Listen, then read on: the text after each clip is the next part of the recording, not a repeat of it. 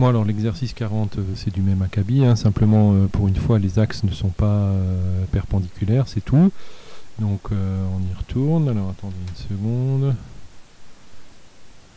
Ça en bleu. Voilà. Donc les coordonnées du vecteur AB sont, donc pour aller de A à B, je vais 2 unités sur l'axe des abscisses et 2 unités sur l'axe des ordonnées. Donc parallèlement ici à l'axe des ordonnées. Hein. L'axe des ordonnées, le voilà. Donc je vais de A vers B, premièrement parallèlement à l'axe des abscisses de 2 unités et parallèlement à l'axe des ordonnées de 2 unités. Donc les coordonnées de AB sont de 2. Voilà. Ensuite, deuxièmement, les coordonnées du vecteur AD. Donc la même idée pour aller de A à D.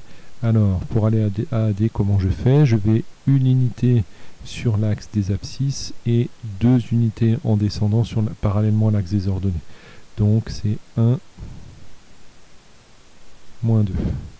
Ensuite, 3, les coordonnées du vecteur CA. Donc je pars bien de C pour aller à A.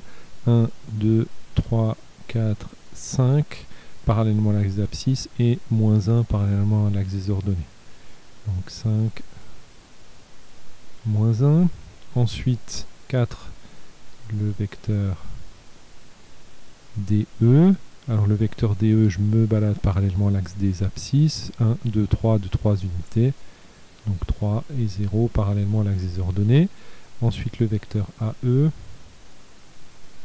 Le vecteur AE, je pars de A pour aller à E, donc 1, 2, 3, 4 sur l'axe des abscisses et moins 2 sur l'axe des ordonnées. 4, moins 2, et finalement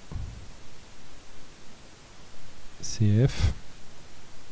Alors je pars de C pour aller à F, et donc là je me promène parallèlement à l'axe des ordonnées de moins 1. Sur l'axe des abscisses, on ne bouge pas, donc 0 et moins 1. Voilà pour l'exercice 40.